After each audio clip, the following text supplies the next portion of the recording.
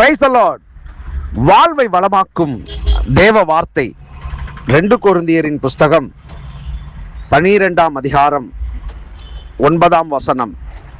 அதற்கு அவர், என் கிருபை உனக்கு போதும், பலவீனத்திலே என் பலம் பூரணமாய் விளங்கும் என்றார்.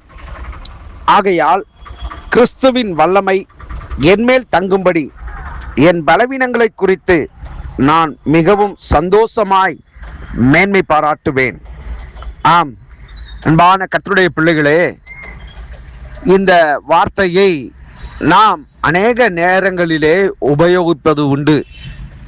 என் பலவீனத்திலே உன் பலன் பூரணமாய் விளங்கும் என்று இந்த வேத வார்த்தை சொல்லப்பட்டிருக்கிறதை விசுவாசிகளோ தேவனுடைய பிள்ளைகளோ நாம் அதிகமாக உபயோகப்படுத்துகிற நேரம் எப்பொழுது என்றால், பலவீனமான ஒரு சூழ்நிலைகளிலே, தாக்கப்படுகிற ஒரு நேரங்களிலே, போராட்டமான ஒரு காரியங்களிலே இந்த வார்த்தையை நாம் உபயோகப்படுத்துவோம்.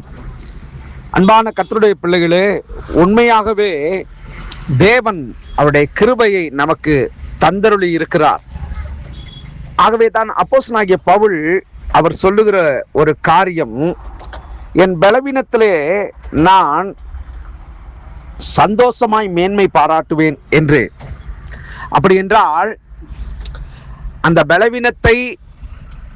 பலவீனத்திலிருந்து விடுதலை தருகிறவரை யார் என்பதை அவன் அறிந்திருந்தபடியினாலே, தான் பலவீனன்தான், நான் பலவீனத்தோடு இருக்கிறேன், என்னுடைய காரியங்களில் பலவிதமான போராட்டங்கள் இருக்கிறது, ஆனாலும் என் தேவன் எப்படிப்பட்டவர் என்பதை அப்போஸ்தலனாகிய பவுல் அறிந்திருந்தபடியினாலே, என் பலவீனத்தை குறித்து நான் 4 பேரிடம் சொல்லி அனுதாபத்தையோ அல்லது ஒரு மனத்தாழ்மையை உண்டாக்கி அவர்களிடத்திலே ஒரு எதிர்பார்ப்பையோ நான் பார்க்கவில்லை என்பதற்கு அடையாளமாக, என் பலவீனத்தை குறித்து நான் சந்தோஷப்பட்டு மேன்மை பாராட்டுகிறேன் என்று சொல்லுகிறார்.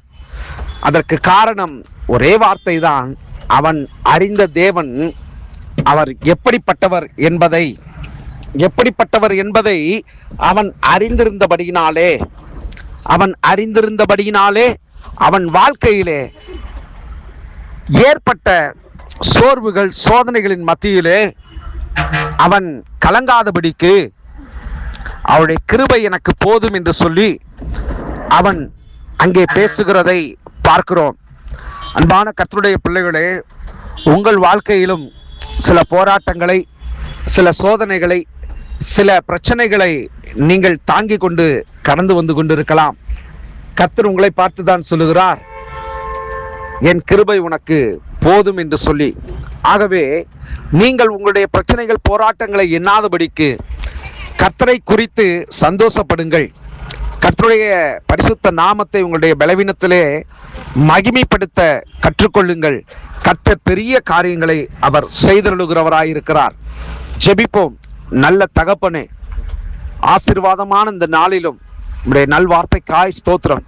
என் கிருபை உனக்கு போதும் என்று சொன்னீரே. சில நேரங்களிலே நாங்கள் மனிதர்களாக இருக்கிறபடினாலே, மாம்சத்துக்குரியவர்களாய் இருக்கிறபடினாலே, எங்களுடைய மனசும் எங்களுடைய வாயின் வார்த்தைகளும் ஆண்டவரே அது பலவீனமானவைகளையே சிந்தித்து, பலவீனமானவைகளையே பேசிக்கொண்டு, பலவீனமானவைகளையே யோசித்து கொண்டு இருக்கிறதப்பா. இவைகளை மாற்றும்படிக்கு இப்பொழுது எங்களுடைய மன கண்களை நீர் திறந்திருப்பதற்காக நன்றி செலுத்துகிறோம். கிருபையின் கரத்திலே ஒப்பு கொடுக்கிறேன். கிறிஸ்து இயேசுவின் நாமத்தில் ஜெபிக்கிறேன், ஜீவனுள்ள நல்ல பிதாவே. ஆமேன், ஆமேன். God bless you.